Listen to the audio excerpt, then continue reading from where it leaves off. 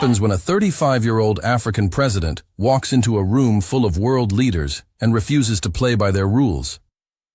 When everyone expects him to beg, but he arrives with a proposal that could reshape an entire continent? Today's story takes place in the gleaming corridors of power in Riyadh, where billionaires decide the fate of nations over coffee, and where one man's refusal to bow changed everything. This isn't just about money or politics. It's about dignity, respect, and what happens when someone dares to rewrite the script everyone expects them to follow. By the end of this story, you'll understand why a single conversation in Saudi Arabia sent shockwaves across 3 continents and made a poor nation into an equal partner overnight. The marble floors of the King Abdulaziz Conference Center reflected the morning light like mirrors, each surface polished to perfection. Outside, the Riyadh skyline stretched endlessly, glass towers reaching toward heaven, monuments to ambition and oil money. Inside, the atmosphere was thick with anticipation and the subtle tension that always accompanies gatherings of the world's most powerful people.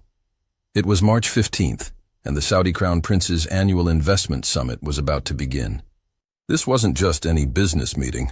This was where fortunes were made and lost with a handshake, where entire economies could shift with a single nod of approval. The guest list read like a directory of global influence. Tech billionaires from Silicon Valley, oil executives from Houston, manufacturing moguls from Germany, and heads of state whose signatures could move mountains. Crown Prince Mohammed bin Salman entered the Grand Hall at exactly 9 a.m., his presence commanding immediate attention. At 38, he had already transformed Saudi Arabia's economy, launched futuristic city projects worth hundreds of billions, and positioned his kingdom as a bridge between East and West. His Vision 2030 plan was reshaping not just Saudi Arabia, but the entire Middle East.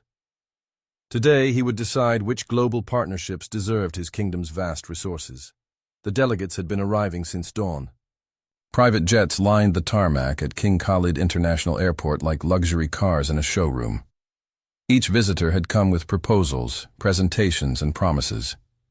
They spoke of renewable energy projects, artificial intelligence ventures, space, exploration initiatives, and smart city developments.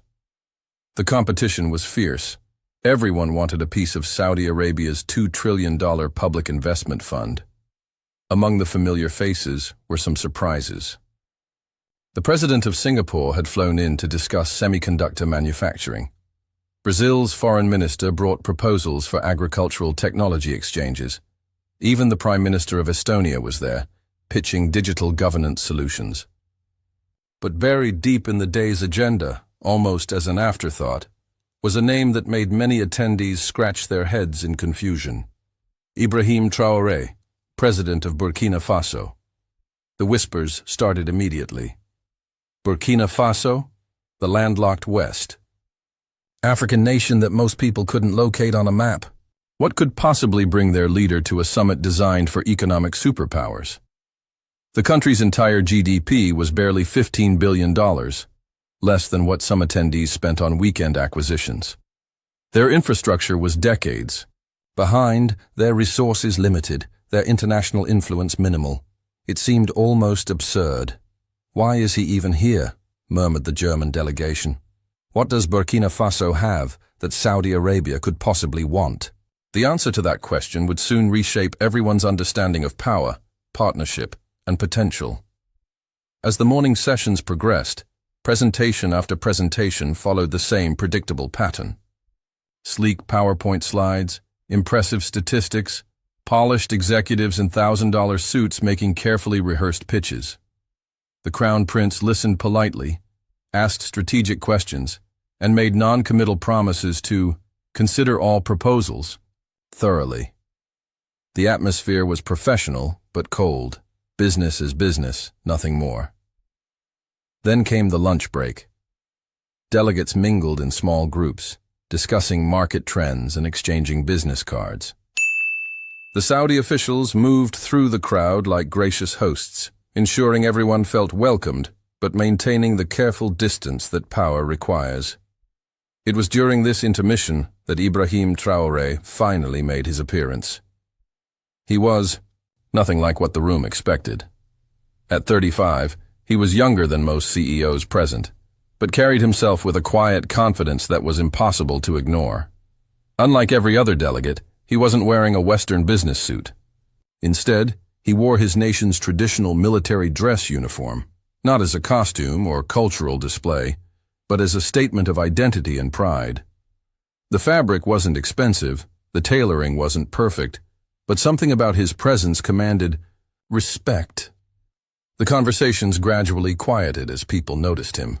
Here was a man who clearly didn't belong in this world of billion-dollar deals and champagne networking, yet somehow seemed completely comfortable in his own skin. He didn't rush to introduce himself to influential figures or hand out business cards like confetti. He simply stood quietly, observing, waiting for his moment. When the afternoon sessions resumed, Traore was scheduled to speak last. By that time of day, most delegates were already thinking about dinner plans and evening flights. The Crown Prince had sat through hours of presentations, his attention visibly waning despite his diplomatic politeness. Several attendees had already begun checking their phones and whispering about early departures. Then the moderator announced, "Ladies and gentlemen, please welcome President Ibrahim Traore of Burkina Faso." The polite applause was noticeably lukewarm. This was clearly viewed as the day's obligatory gesture toward African inclusion, a box to check rather than a serious business opportunity. Even the Crown Prince seemed to settle back in his chair with the resigned patience of someone enduring, a necessary formality. Traore walked to the podium with measured steps. He carried no laptop, no presentation remote, no stack of documents. No slideshow appeared on the massive screens flanking the stage. Instead, he simply stood there for a moment, making eye contact with different sections of the audience. The silence stretched just long enough to become noticeable, just long enough to make people lean forward slightly. When he finally spoke, his voice was calm but carried clearly through the hall without amplification. "Your Royal Highness," he began, "distinguished delegates, I have a question for you. When you close your eyes and imagine the future, what do you see?" The room stirred slightly. This wasn't the usual opening. No gratitude for the invitation. No praise for Saudi hospitality. No demographic statistics about Burkina Faso. Do you see taller buildings, faster computers, more efficient machines? Traore continued.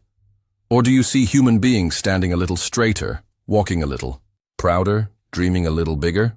Crown Prince bin Salman's eyebrows raised almost imperceptibly. This was definitely not a standard investment pitch.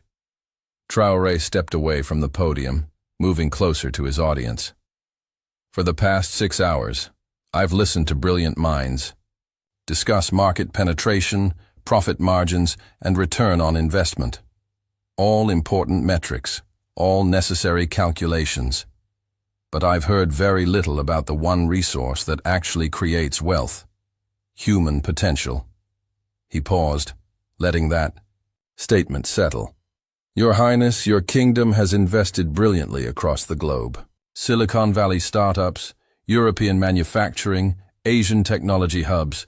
You've built partnerships with nations that already have wealth, infrastructure, and stability. But may I ask, when did you last invest in raw human hunger? The question hung in the air like a challenge. Several delegates exchanged glances. This was beginning to feel less like a business presentation and more like a philosophical debate. I come from a place most of you have never heard of, Traore continued. Burkina Faso, land of upright people. We have no oil reserves like our neighbors, no diamond mines like others, no vast coastlines for shipping. What we have is something far rarer in today's world, people who haven't yet learned that certain things are impossible. He reached into his jacket and withdrew something that made several people in the front row lean forward with curiosity. It was a small, weathered photograph. This picture was taken 3 months ago in a village called Garango, he said, holding it up. The boy in this photograph is 10 years old. His name is Musa. Until recently, he had never seen electric light. His village had no power grid, no generators, nothing. When the sun set, their world went dark. Traore's voice remained steady, but something in his tone had shifted. 3 months ago, we installed our first community solar panel in Garango. Not with foreign aid money, not with World Bank loans. With resources we generated ourselves through agricultural export reforms and mining efficiency improvements. And do you know what happened when that first light bulb illuminated Musa's home? The hall was completely silent now. Even the crown prince had stopped fidgeting with his tablet. He didn't celebrate. He didn't dance. He looked at his father and said, "Now we can study after sunset. Now we can build something." 10 years old, and his first thought wasn't about entertainment or comfort. It was about productivity and construction. Traore began walking slowly across the stage, his eyes moving from face to face. That photograph represents what I came here to discuss. Not charity, not aid, not development assistance. Partnership. Real partnership between nations that have capital and nations that have hunger. He stopped directly in front of the Crown Prince's table. "Your Highness, you've spoken eloquently about diversifying Saudi Arabia's economy beyond oil dependence. You've invested in artificial intelligence, renewable energy, tourism, entertainment, all wise strategies. But may I suggest that your kingdom's greatest opportunity lies not in replacing oil with technology, but in replacing transactions with transformation." The boldness of this statement rippled through the room. Several delegates shifted uncomfortably. No one spoke to Crown Prince bin Salman this directly, especially not representatives from countries whose entire economies were smaller than Saudi Arabia's annual budget surplus. But Traore wasn't finished. "Africa isn't a continent asking for handouts. We're a continent offering partnership. 54 nations with over 1 billion people, most under the age of 25. The youngest, most energetic population on Earth, living on a landmass, rich in minerals, arable land, and renewable energy potential. But here's what makes Africa different from other investment opportunities. We're still writing our story." He pulled out a tablet, the first technology he'd displayed, and projected a simple map onto the screens behind him. It showed the African continent with a series of dotted lines crisscrossing from west to east. "This is the Trans-Sahel Infrastructure Corridor," he announced. "A network of roads, railways, power lines, and communication systems connecting Dakar to Djibouti, 8,000 kilometers of coordinated development across 12 nations. The largest infrastructure project in African history, designed not by foreign consultants, but by African engineers, economists, and planners." The room's energy had completely shifted. People were sitting forward, phones were being set aside, and several delegates were taking notes. "The total cost of this project is $800 million, Traore continued. "Less than Saudi Arabia spends on a single luxury resort development. But the impact would be transformational. Imagine connecting West Africa's agricultural abundance with East Africa's ports. Imagine solar farms in the Sahara powering industrial centers from Senegal to Sudan. Imagine high-speed internet connecting African universities with global research networks." Crown Prince bin Salman was now leaning forward, his elbows on the table, his full attention focused on the presentation. "But here's why this matters to Saudi Arabia specifically," Traore said, returning to address the prince directly. "This isn't just about African development. This is about positioning your kingdom as the bridge between continents. Every ton of cargo moving through this corridor could transit through Saudi ports. Every megawatt of energy could be supplemented by Saudi renewable technology.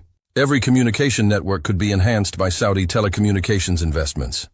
He clicked to the next slide, showing economic projections and trade flow estimates. Conservative estimates suggest this corridor would increase Saudi African trade by 400% within a decade. But more importantly, it would establish Saudi Arabia not just as a regional power, but as a global connector, the nation that helped unite Africa with Asia, Europe, and the Americas. The presentation was becoming more technical now, with detailed financial models and implementation timelines. But Traore kept returning to his central theme: partnership rather than patronage, investment rather than charity, transformation rather than transaction. "Your Highness," he said, advancing to his final slide, "every great kingdom in history is remembered not for what it accumulated, but for what it built. The Egyptians built pyramids. The Romans built roads. The British built ships. What will Saudi Arabia build?" He clicked off the presentation and returned to center stage. "I propose that Saudi Arabia build bridges. Not physical bridges, human bridges, economic bridges. Bridges between the world's youngest continent and its most ambitious kingdom." The room was electric with attention now. This was no longer the polite endurance of a minor nation's pitch. This was a serious policy proposal with real strategic implications. But then Traore did something completely unexpected. He closed his tablet, stepped back from the microphone, and began speaking without any technological support at all. "However," he said, his voice carrying clearly through the suddenly silent hall, "I must be completely honest with you. I didn't come here primarily to ask for your investment." A murmur of confusion rippled through the audience. Crown Prince bin Salman's expression sharpened with interest.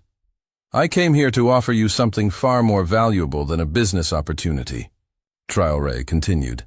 "I came to offer you a place in history, not as a kingdom that got rich from oil, but as a kingdom that helped other nations get rich from their own resources.